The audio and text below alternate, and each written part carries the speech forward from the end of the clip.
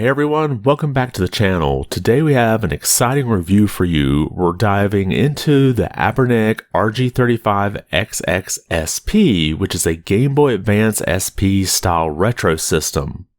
In this video, we'll unbox the system, give you our first impressions on its construction and design, and put it to the test with some classic games. Let's get started. Now before I open this up, I did want to note how good of condition the box was when it came in. It came shipped in a very well padded container, and I ordered this from China, so it had quite a ways to get to me. Okay, so I'm going to unbox this and give you my first impressions as I unbox it. Needless to say, it's nice that there's actually no tape on this box at all. I was able just to slide that right open. So if you're wanting to keep the box in good shape, you don't have to worry about cutting tape or making sure the tape isn't damaging the box as you pull it off. So, looks like we got the unit right here wrapped in a little protective sleeve here. Oh, and there seems to be a bit of a foam over the top of that, so that's nice. You don't have to worry about this getting damaged. So there's the unit there. And I'm guessing the power supply is down here, but first we've got some wipes. This is to clean the screen with, or maybe to apply a screen protector. Let's see, what else do we have here? It looks like a little instruction pamphlet. I wouldn't necessarily say a manual because it unfolds. Oh, yep, and then this seems to be the screen protector, so that probably goes along with those wipes. So if you're putting a screen protector on, you can get it nice and clean. So let's see what's in this top part here. This is probably just the USB cable, I would assume. If it doesn't come with a power supply. Yep, standard USB-C, or USB-A to USB-C cable. And that's pretty much it. Now, looking at the unit, you can see how it flips over just like the Game Boy SP. You have all the buttons here. And I have seen reviews that said the buttons are a little bit clicky. Let's see. Yeah, I mean, it's loud, but I like the feel of it. Unfortunately, let's see, it does look like you can push both directions at once. There's not really much of a little pivot point on this D-pad, which I would have liked to see that there, because otherwise you can get some mispresses. But yeah, you can definitely hit up and down at the same time, or left and right at the same time, but that's not necessarily a deal breaker. And you've got the two shoulder buttons here, and then you've got the USB-C and for charging, and then the miniature HDMI port. So that's pretty much it when it comes to the unboxing here. So now that I've had some time to sort of play with the unit for a second, there's a couple things I wanted to point out. One, there is a magnet that holds the lid down as you drop it. It's not super strong. I mean, it'll keep you from an opening just by flipping it upside down, but it doesn't really stop it from just opening if you shake it. So I would like to have seen a little bit stronger magnet there. Another thing to point out right here, there seems to be two magnets in the lid here, and it looks like this one is over maybe a switch that's detecting that it's closing in order to turn the system off. So how close is this system to the original Game Boy SP? Well, you can see them here side by side, and you can see the design is basically the same. And even though the Anbernic here is a little bit larger, your hinge is even in those two different pieces, and you have the left-hand side here where the cable comes up into the screen. And I think I've seen some people who have taken these apart, and even how they run the cable is pretty close to the way the Game Boy SP was originally ran. On the left side here, you've got the volume control on both the Game Boy Advance SP and the Anbernic on the same side. Of course, the Anbernic has basically a digital up and down versus that slider, and I actually like the digital up and down a little bit better. You can get a little finer control on your sound, although it's a little longer to turn the thing all the way down because you just have to hold the minus button rather than quickly sliding the volume all the way down. And here you can see them opened up side by side. Of course, the Anbernic is a little bit bigger with a little bit bigger screen, but you can see the button layouts are pretty close to the same. Obviously, we have an AB and an XY on the Anbernic that the Game Boy Advance SP didn't have to have. And instead of a brightness button in the top center there, we have the menu button on the Anbernic. Now you can hit this kind of like you would hit the menu button on a Switch. That'll take you into the menu for the emulator that you're in. And then you're able to make some changes or just exit out of the game if you're finished playing. And then on the right side, you have the power button on that original Game Boy Advance SP. And the Anbernic here has a power button and a reset button. Now, a bit of a word of warning on these, that power button is not recessed at all, so I accidentally hit it a lot when I was trying to hook it up and record videos, so be very careful. It's just easy to hit and it just shuts the whole thing right off. And then the reset button does the same thing, although it's recessed a little bit, so it's a little harder to hit. So if you're trying to, say, hook up an HDMI cable or maybe USB-C to charge while you're playing, just be careful and don't let your thumb hit that power button because it will cut it right off. And then here in the front, on the original Game Boy Advance, you would have that cartridge slot. And here you have 2 micro SD card slots as well as a 3.5mm plug for headphones. Now, at first I thought the inclusion of 2 SD card slots was a little weird, but in a minute I'll go to why I think this is probably one of the best features of this system. And then if we look at the back of the system where the hinge is, you can see on the Anbernic you have that USB-C for power, as well as a mini HDMI connection. Now, unfortunately, this does not come with a mini HDMI cable, so I had to purchase one in order to capture some of the footage here. Now, if we assume that they used mini HDMI connector here because it didn't have space for a full-size HDMI connector, I think I personally would have preferred a micro HDMI header. I actually had a couple of those cables that came with some other mini systems that I had purchased. But just something to keep in mind if for some reason you're wanting to hook this thing up to a TV or try to capture footage from it like I did. Now let's take a look at some of the basic stats for the system. First of all, it's only $60, which is pretty good price for what you're getting here. Now all of the systems come with a 64 gig SD card in slot 1, or there's also an option of getting either a 128 gig card or a 256 gig card added. Now you probably could pick those cards up cheaper on your own, so I'd advise just getting the base one with the 64 gig card in it.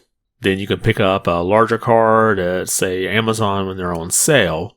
Now the system does have 2.4 and 5 gig Wi-Fi as well as Bluetooth, so you can connect another controller to the system with Bluetooth, and it does support game streaming with that wireless, but I never tried that out, so if you have any experience with that, drop a note and let me know how it worked out for you. And the system does have a multimedia player, so it'll play like WMV, AVIs, and a whole bunch of different formats. I really wasn't buying the system for that, so I didn't really check that out. I would imagine most people would just use their smartphone for that. But it does also support an ebook reader, basically TXT files. Now they advertise that it supports 30 plus emulators, and I did go through and test out quite a few later on in this video. We'll get to that in a minute. And the speaker for the system is like right in the center between the D-pad and the face buttons. So there's not really much of a chance that you'll cover that speaker up, and it is pointed straight at you, so you get the best possible sound out of it. Now it's advertised as a high fidelity speaker, but it's pretty much what you would expect out of a device this size. Now the system has a 33 milliamp hour lithium battery, and it's advertised as lasting for 8 hours. Now obviously that's going to vary depending on, say, the brightness of the screen or maybe the load that you run on it. But I will say in all of my use in this, whether it was testing the system or if it was just capturing footage, when the battery was fully charged, I never had it die on me. And the system does have a rumble function on it, although I never messed around with that, but it does kind of give you a little buzz when you turn the system off. So either I didn't play any games that used rumble or rumble was just disabled by default. And now for the feature that I think could be overlooked, and that's having that second SD card slot.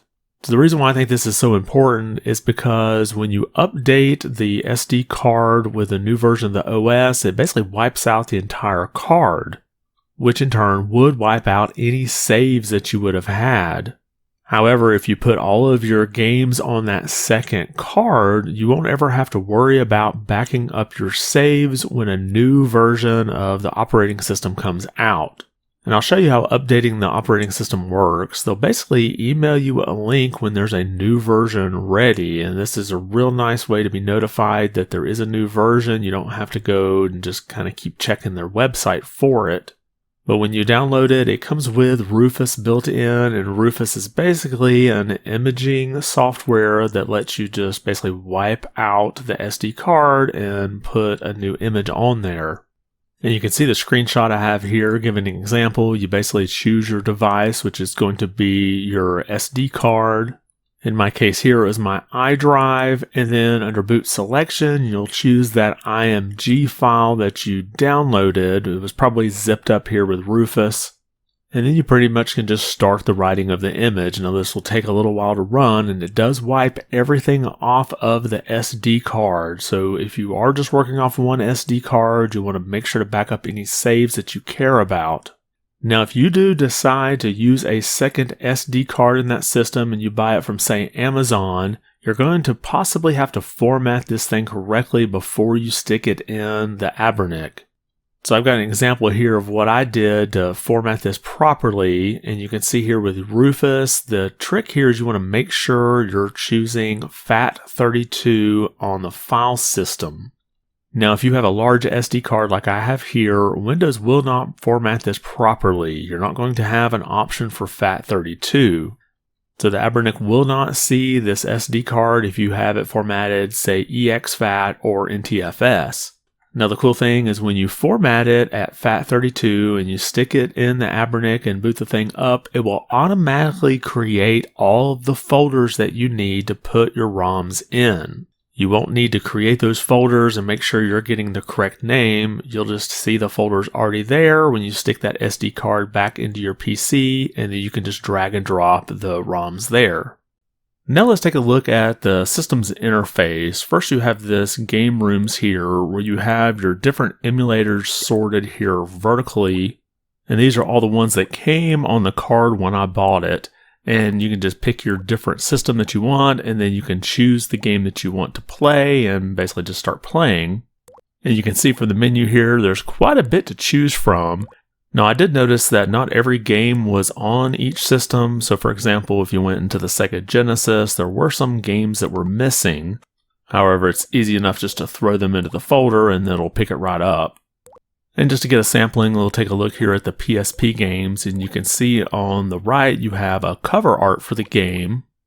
And just to kind of compare different systems, here's the Neo Geo list of games. And you see, again, you've got the cover art on the right-hand side. But next we'll go over to this other option to play your games, and that's RA Game. And even though this interface isn't as clean, I did seem to get better emulation results here. So this is pretty much what I use to test all the games that I do later in the video here. But you still have the box art over to the right, and then a list of games here on the left to choose from. And by the way, if you do notice the noise as I'm moving around in the system, that's kind of annoying, so you can turn that off, and I do turn it off later on. So next I kind of wanted to show you what happens when you go into the menu when you're in a game. So here I'm playing a Phantasy Star game on the Game Gear, and when you hit the menu button on the system, you've got options to change settings in the emulator. Now I'm not going to go through all the different settings that are here, but just know that you can go in here and do things like save states, maybe change some of the core options if you may be having some issues. Now the quick easy way to get out of the quick menu here is just to hit the menu button again, and that just takes you right back to the game. But if you are wanting to exit the game, you'll have to go into the menu and choose close content, and then that will take you back to the system menu where you can select a different game. Now, two other cool features here are, one, we have a history, so you can go back and see what games you've recently played. But then second is this search feature. So here, for example, I'm looking for the word fantasy, spelled PH, to try to find the different games from Phantasy Star series. And as you put the characters in, you can see it starting to fill out the search on the left-hand side. So say if you're just wanting to find all of one particular series across all kinds of different systems, you can just search right here and find the games that you're looking for. You can see here that you can just scroll through the different games, and there's even some translated ROMs on this system, so that's kind of a nice extra that you might not expect. So here we have 2 Game Gear games that only came out in Japan, but here's some fan-translated versions that you can play. And if the thumbnail doesn't make it obvious which system the game is on, the system is listed here at the top. Now the system also has an app center, and I'm not sure how much you'll use this, but you can play music files, video files, look at some ebooks, and then there's like a file manager here. But the system does come with this little sample video file, just I guess kind of showcasing the Anbernic here. So with a smartphone being a much better device for this type of thing, I'm not sure how much you'll really use this, but it's here nevertheless.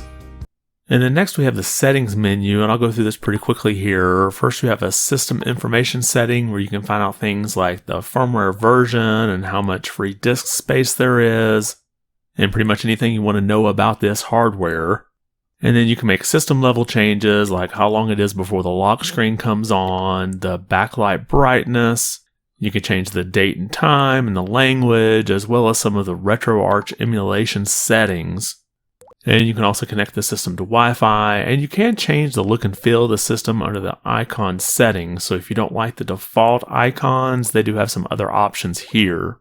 And I kind of skipped over the I/O test. I'm going to go back and look at that. You can see here you can test all the different buttons on the system to make sure that they're working.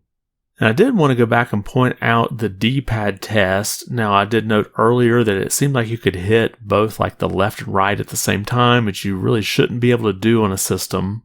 However, judging from this test, it looks like it won't register the 2 buttons being pressed at the same time. So even though it feels like you can press both, like say left and right or up and down at the same time, the system won't register both of those buttons at the same time. Now under the Wi-Fi settings, the system does support Bluetooth, so you can pair a Bluetooth controller to this if you just want to hook this up to a TV and play wirelessly. It also supports Moonlight game streaming. Now, I've never messed with that, so I didn't set those settings here, but it does support it if you use it. And if you want to reboot or shut the system down, that's also in this settings menu. So next I want to do an emulation test. Now I didn't play every game here all the way through. I just wanted to play a little bit of it just to kind of get a general idea of performance for that particular system. And these are the games that I loaded onto that second SD card, so your system may or may not ship with some of these. However, it's easy enough just to find the ROMs out there and throw them on if you're wanting the particular game that I show here. So let's start here with the PSP, and I believe this emulator here is the PPSSPP emulator. And the first game I tried out was God of War Chains of Olympus. Now it's kind of slow here. I don't know if I'd say it's really playable unless you want to have some slowdown to give you maybe a bit of advantage.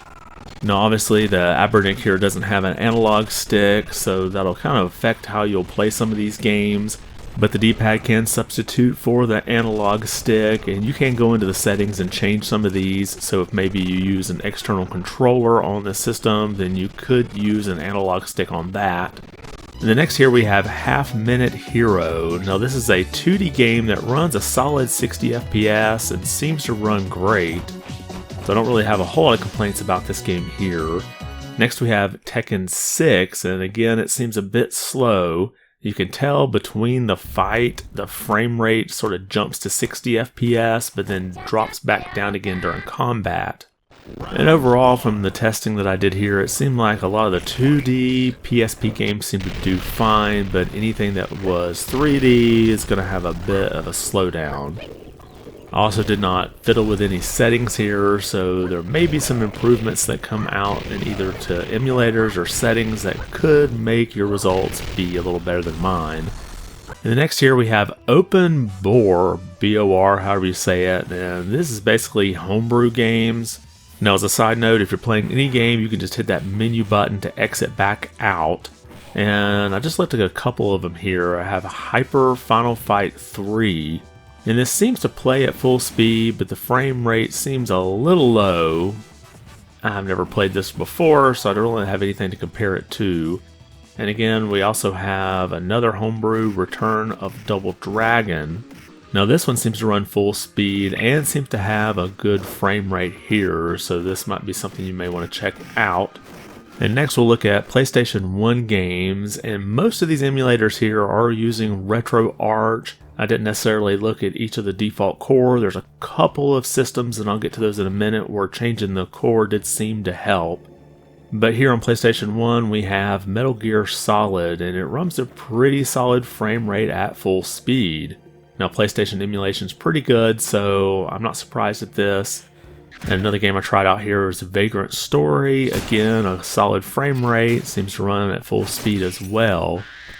And then finally I thought I'd try a 2D game here. We have Street Fighter Alpha 3, and this seems to run flawlessly. I really didn't notice any issues with this at all. And next we'll look at some arcade systems. We have the CPS-1, and here's Carrier Air Wing. It seems to run just fine without any issues. And then next we have Cadillacs and Dinosaurs. Again, this seems to run flawlessly, and I would expect most of the games for the CPS-1 would run just fine. And then next we have the CPS-2. We have 1944, the Loop Master, and this again seems to run flawless. And then next we have Dark Stalkers. Again, this game seems to run just fine. I would expect most of the CPS-2 games to not have any problem. And then I did try one game under the CPS-4, and that's Street Fighter 3 Third Strike. And as much as I could tell, there really wasn't any issues with this game either, so I didn't have a whole lot of CPS-4 games to test, but I would expect most of them to run just fine. Now let's look at some Neo Geo games. First we have SNK vs. Capcom. This again runs flawlessly. I really couldn't tell any issues here. And now we'll take a look at Metal Slug X. Again, this game seems to run just fine, and I would expect most of the Neo Geo games, since they're all 2D, to run without any issues. And next I have an FB Neo emulator, and this seems to be a MAME emulator.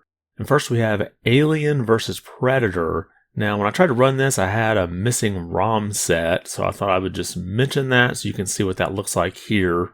No, this isn't the fault of the system here, it just means the files that I have something missing. But now let's take a look at Captain America and the Avengers. This seemed to run just fine, not any problems. Again, a 2D game, and it really doesn't have much issues. And next we'll take a look at Fighter's History. This again seemed to run flawless, didn't really notice any type of slowdown. And then finally we'll see X-Men vs. Street Fighter. Again, this seemed to run just fine, didn't have any issues with this, and I would expect most of these games for this system to not have any problems since they're all 2D. And next we have the MAME emulator here, and first we have Big Fight, Big Trouble in the Atlantic Ocean. Now again, this one ran flawlessly, didn't notice any issues. And next we have Hook, and again this ran flawlessly, no issues here. And finally we have Cisco Heat. Again, this seemed to run without any problems, and I would expect most of the MAME type games to run without too much of an issue. Next we have the emulator V-Arcade, which is basically vertical arcade games. And first we have Air Attack, and this ran flawlessly, didn't really notice any issues here. And then we have UN Defense Force. This again ran pretty much flawlessly. I would expect most of these vertical arcade games to run without any problems. And next we have the Pico 8. Now this is basically homebrew tiny games, and the only one I really tried here was Cherry Bomb, and it seemed to play just fine. I didn't really notice any problems with this. So if you're a Pico 8 fan, I would say most of these games will probably run fine, but I didn't really try any of the rest of them. And then speaking of mini games, next we have the Pokemon Mini. Now this was designed and manufactured by Nintendo in conjunction with the Pokemon Company and themed around the Pokemon media franchise. And it is the smallest game system with interchangeable cartridges that was ever produced by Nintendo. And I wasn't aware of this system. I think it was only available in Japan, but I'm not positive on that.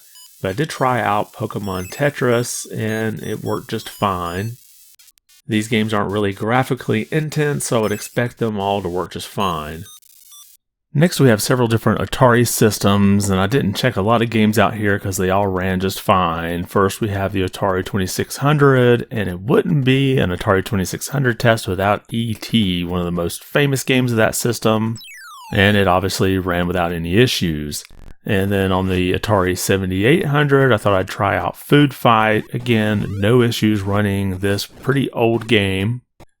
And then next we have the Atari 800, and I actually had an Atari 800 when I was younger. It was the Atari 800 XL, but I thought I'd try out Jungle Hunt, and this again ran without any issues. And then finally from Atari we have the Lynx, and here is Chip's Challenge, and again this ran without any issues. And then next up we have the Virtual Boy, and I just tried out Wario Land and it ran without any problems. I would expect most of the Virtual Boy games to run without any issues.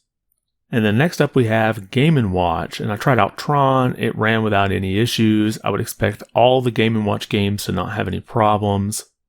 And the same thing for the next system, the Game Boy Advance. I tried here Minish Cap, didn't have any issues with that. I would expect Game Boy Advance games to run just fine on this, as well as the Famicom or NES games. And we have the Legend of Zelda here, didn't notice really any graphical issues, it ran just fine.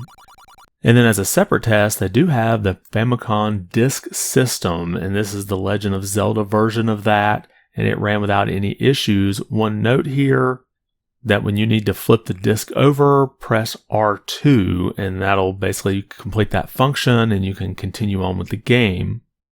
And then from the Super NES, I have Final Fantasy III here. It ran without any issues. Again, this system should run just fine. And then for the Genesis, we have Phantasy Star 2, and this ran without any problems. I will note, Phantasy Star 2 was not in the default set of ROMs that came with this system.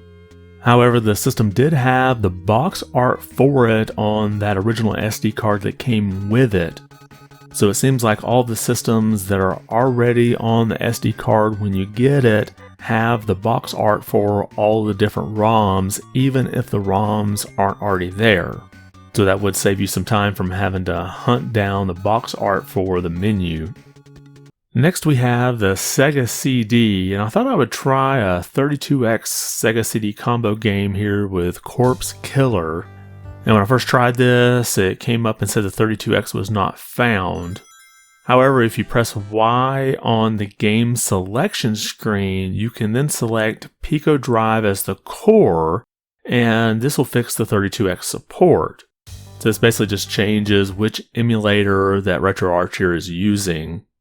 Now, if you go to select another 32X game, it's not going to be defaulted to Pico Drive. You'll have to do this with each game that you choose. And with this here, I went ahead and tried Supreme Warrior, and the controls are a little wonky. It took me a while to kind of figure some of this out. It's mostly a full motion video game, but it seemed to work fine, except for me just not being able to figure out how to play it. And so now I thought I'd try just a 32X game, and here I have Doom playing, and it seems to play just fine, no problems. I would expect most of the 32X games to play well. And then next we have the Sega Master System, and I tried Wonder Boy 3. And when I tried out some of these games, I forgot to go in and adjust the aspect ratio, but you can change that in the emulator, but it does seem to work just fine. Although I thought it was kind of odd that it didn't default to the right aspect ratio, but you can change that. And then next we have the Game Gear. I thought I'd try Panzer Dragoon Mini, and it worked just fine. Again, I would expect all these games for the Game Gear and the Master System to not have any problems. And here's a sampling from the Game Boy Color, and I have Link's Awakening, and it plays just fine. Again, I would expect no issues here. And then next we have the PC Engine, and this is Bonk's Revenge, and it didn't have any kind of problems, seemed to work with no issues. And then we have the PC Engine CD, and we have Ys 3. Now when you start this up, if you press L2, you can switch to the 6-button controls if your PC Engine game needs that. But again, this game played with no issues. And then next we have the Neo Geo Pocket, and this is Biomotor Unitron, and this played without any kind of issues. and I would expect most of the Neo Geo Pocket games to play just fine. And then next we have the Wonder Swan Color, and here is Ultraman. I didn't have any issues here. This game seemed to play just fine, as I would expect most of the Wonder Swan Color games to do. And then we have the Sega Saturn. Now, if something is playable on this, it's probably going to be slow. First I tried Golden Axe the Duel. Now the speed on this was okay, but the graphics were a bit glitchy. And then next I tried Guardian Heroes, one of my favorite games on the system, and this again was pretty slow, pretty much unplayable at this speed. And then we have Nights into Dreams, one of the more well-known games for this system, and again this was slow but somewhat playable despite the fact that there was no analog stick on this system. And then finally I tried Panzer Dragoon Saga, my favorite game on this system, and it pretty much crashed and wasn't playable at all. Next we'll take a look at the Nintendo 64, and I tried to do Diddy Kong Racing and it crashed, so it really wasn't playable. And then next I had Majora's Mask. Now the default core on this had a bunch of graphical glitches. However, if you switch to a different core, it did play much better, although it still had some stutters, but it seemed to be playable at this point. Again, I didn't play all the way through the game to see if it crashed anywhere else, but it might be playable. So Nintendo 64 seems to be a mixed bag here. And then next we have the Atomus Wave. Now this is an arcade system that was similar to the Naomi. It is based on the Dreamcast. And first I tried Guilty Gear X and it seemed pretty playable. This is a pretty good 2D test and I didn't really notice many issues here. And then next I tried Dirty Pigskin Football as a 3D task, and it still seemed pretty playable, and I really didn't notice any kind of slowdown. No, again, I didn't play all these games all the way through, but it seemed to be playable here. And next we'll move on to the Naomi, and I tried Marvel vs. Capcom 2, and it played just fine. And then next we'll take a look at the DS. Now the system didn't include any DS games, but I thought I would try the ones I have here out. And here I tried Lufia Curse of the Sinistrals, and for some reason the sound played through the handheld even though I had the HDMI cable connected to the back. So I don't know if that was just a glitch when I was playing through, if that would happen with other games, but the game seemed pretty playable. Now you can quickly switch through the video layout using R2 or L2, so you can have the screens both on there at one time, which is kind of small and hard to see, or you can switch it to have just the top screen or the bottom screen. So say if you've got a DS game that really only uses one of the screens, this could be a good way to play through it, as it seemed to play just fine. And overall, my test with these different systems seemed to be about what I would expect. Anything that was basically PlayStation 1 or earlier seemed to play fine. Now, I wouldn't count the Saturn in that camp, even though it technically did come out before the PlayStation 1. But PS1 emulation is a lot further along, a lot more advanced than Sega Saturn emulation, so I'm not surprised to see Saturn games struggle where PlayStation 1 games do just fine.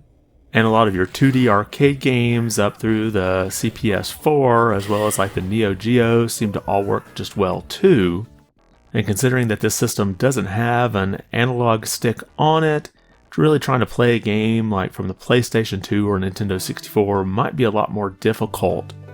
So overall, I'm pretty pleased with this system. It fits in your hands well, whether you're an adult or a child, and the screen's pretty easy to see. I love the compact form factor that you can slip into your pocket and take it pretty much anywhere. And there's already a lot of games preloaded on this system if you're not someone who wants to just go hunt different game ROMs out. But I will put a little word of caution if you're going to get this for a kid. Some of the ROMs on here are mature rated, so you may just want to look through them and make sure that you approve of it before you hand it to them. And I started working on this video about a month before I finally finished it, so I had some good time to play with this system. The battery life seems to be pretty good from what I could tell. However, there were sometimes I would put it to sleep just by closing the lid, and I would come back to it like 3 or 4 days later and it was dead. So don't expect to be able to put this thing to sleep and then come back to it a month later and pick up where you were. I would probably just go ahead and turn it off when you're done playing with it. Now, I did have the system hooked up to a capture card to capture all this footage here, so I know that works pretty well, except for one issue I'd run into where if you unplug the HDMI cable in the middle of a game, it kind of mess the whole system up. So if you do plan on sort of docking this and playing it on a big screen TV, just don't unplug that HDMI cable until you're back in the menu system. But overall, for the price and what you get out of this system, is definitely a good pickup if you're in the market for something like this. But let me know if you have any questions in the comments below, and if you've picked one of these systems up and want to add anything, let us all know that as well.